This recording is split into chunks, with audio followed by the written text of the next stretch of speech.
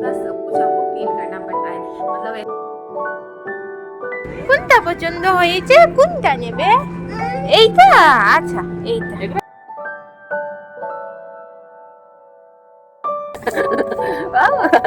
আমার চুকি আলাদা।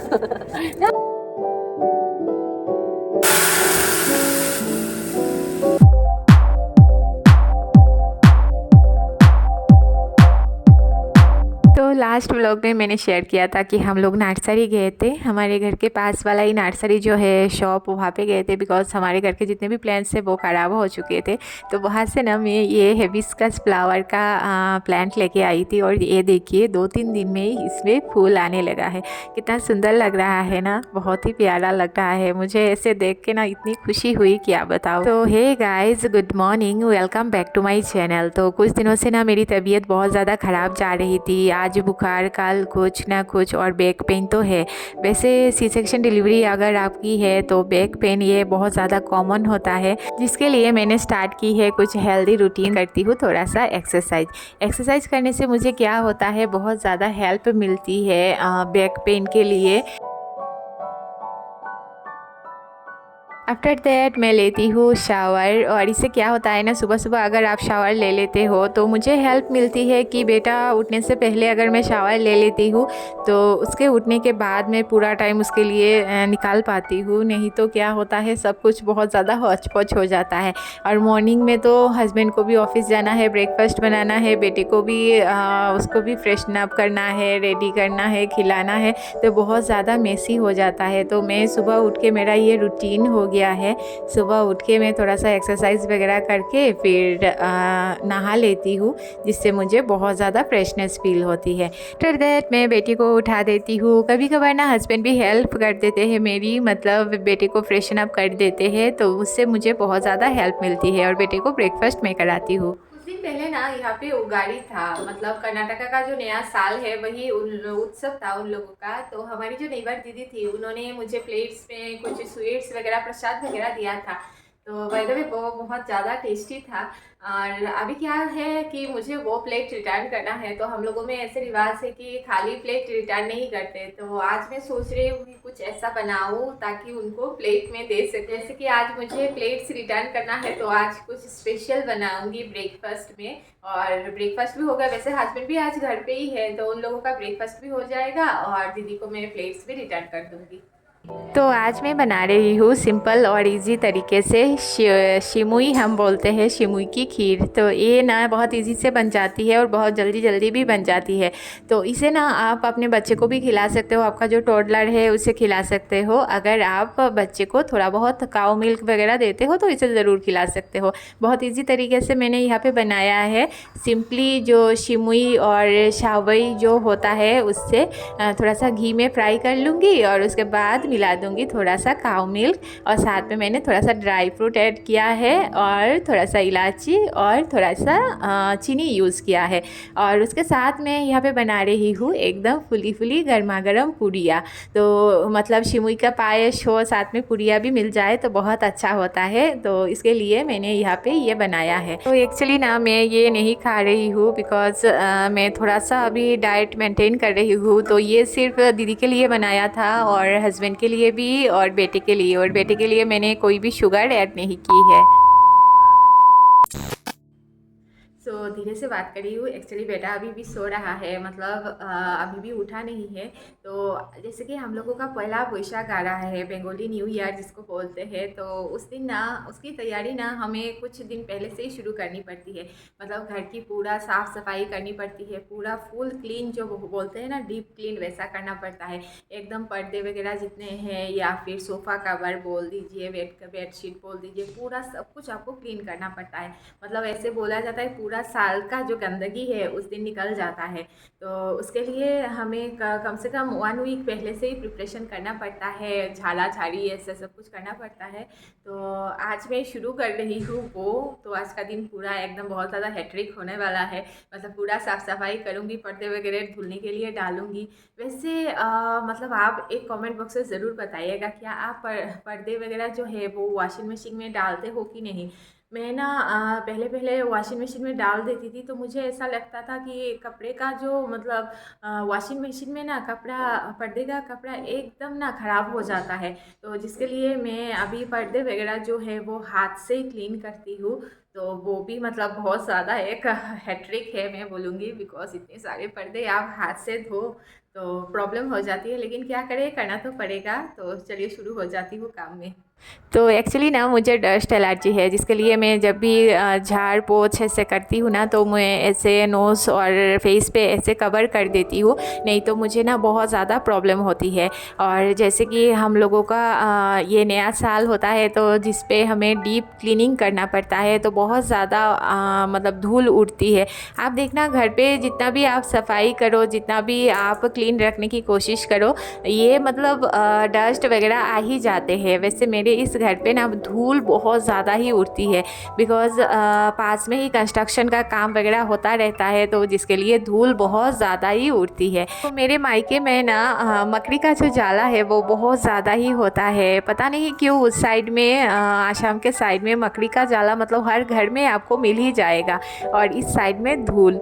यहाँ पे तो मकड़ी का जाला इतना नहीं होता, लेकिन धूल बहुत ज़्यादा ही उड़ती है। इसका रीज़न भी यही है कि कंस्ट्रक्शन का काम वगैरह होता है, तो वहाँ से ना मिट्टी, फिर धूल और सीमेंट जो है वो सब कुछ आता रहता है। तो अगर आपके घर में भी टोडलर है, तो आपको भी बहुत सारा मतलब ऐसे क्लीन करके रखना ही पड़ेगा, बिकॉज़ इनको कहाँ समझ आती है, धूल पकड़ेंगे, ये पकड़ेंगे, वो पकड़ेंगे, तो आपको ही घर एकदम क्लीन करके रखना पड़ेगा। तो हम लोग तो ट्राई करते हैं घर एकदम क्लीन रखने की, लेकिन कभी कभार क्या होता है ना, एक दिन में ही बहुत ज़्यादा गंदा हो जाता है। और आज मैं पूरा क्लीन कर रही हूँ। 2000 years later. आ गई हूँ लंच बनाने के लिए, और आज बनाऊंगी दही भेंडी।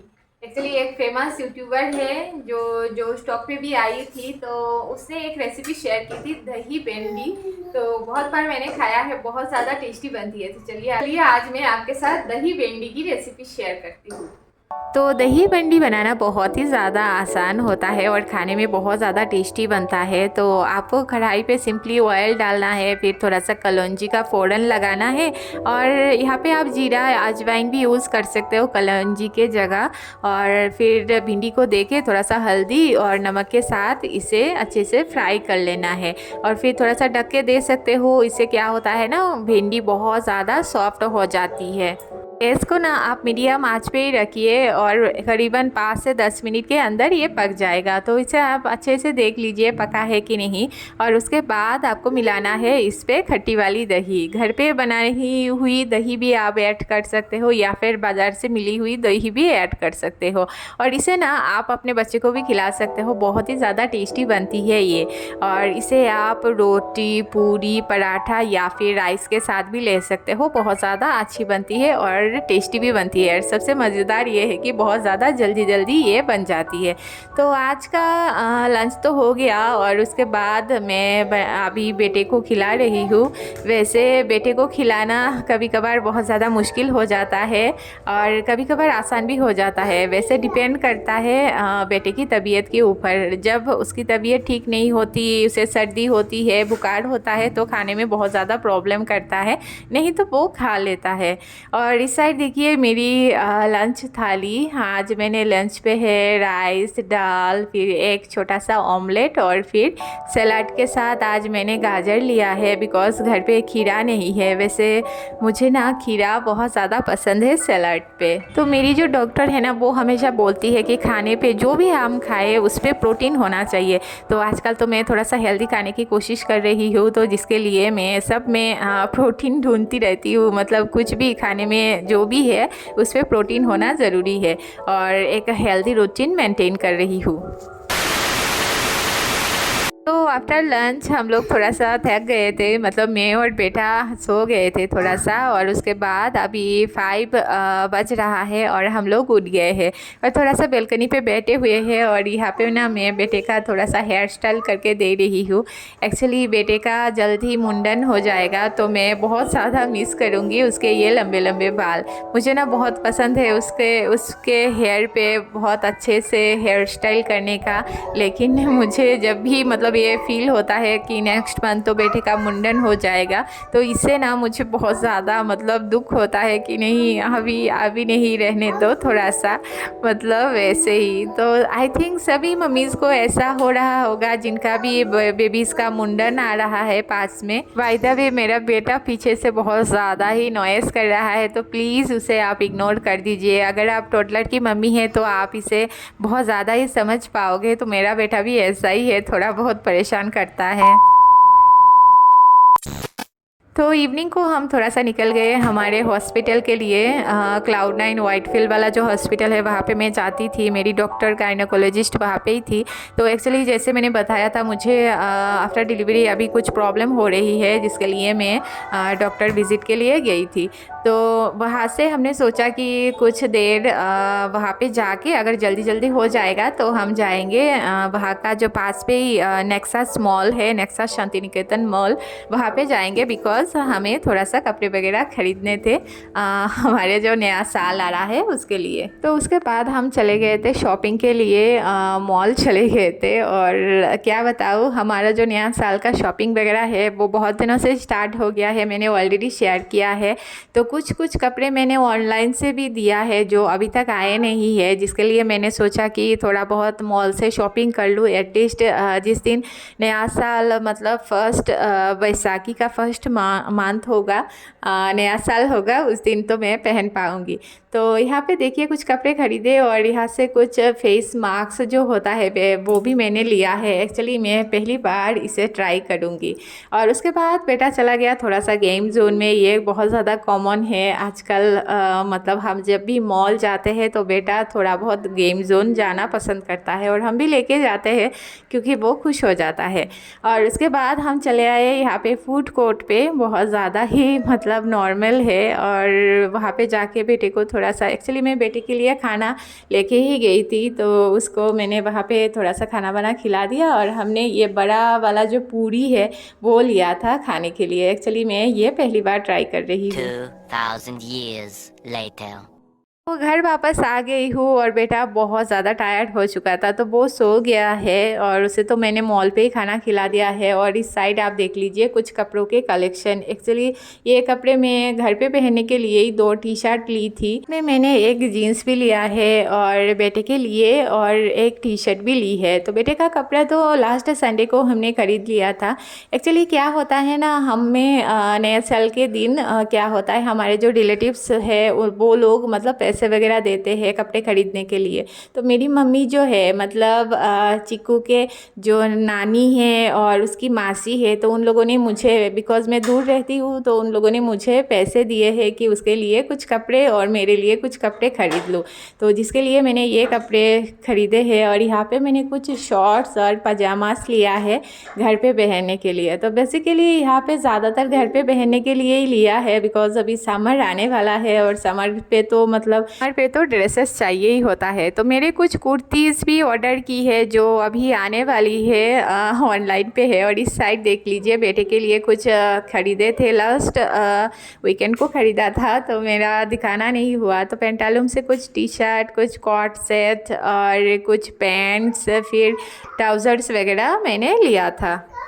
वैसे इस बार ना मैंने कोई साड़ीज़ वगैरह नहीं लिया है, बिकॉज़ साड़ी मैं ज़्यादा पहनती नहीं, तो यहाँ पे रह जाती है साड़ी, इसके लिए मैंने नहीं लिया है। तो उसके लिए मैंने एक ब्लाउज़ ली है। एक्चुअली क्या बताऊँ, हम मेरी जो गोद भराई हुई थी वहाँ पे भी बहुत साड़ीज़ मुझे मिले हैं जो नए अभी भी है और मैंने पहना भी नहीं है, इसके लिए मैंने कोई भी साड़ी नहीं लिया है। और इस साइड देखिए ये एक कॉट सेट है, मतलब कुर्ती सेट जो है वो है, साथ में पैंट्स भी है। ये मैं अपनी जो हेल्पर दीदी है उनके लिए लाई हूँ। एक्चुअली हम लोगों में ऐसा रिवाज है, जब भी कोई त्यौहार आता है तो खुद के लिए कपड़े ख़रीदते हैं, तो हेल्पर दीदी के लिए भी कपड़े ख़रीदते हैं। तो गाइज़ आज के वीडियो में इतना ही। कुछ भी अच्छा लगे प्लीज़ चैनल को सब्सक्राइब ज़रूर कर दीजिएगा। Subscribe, like and share. Thank you.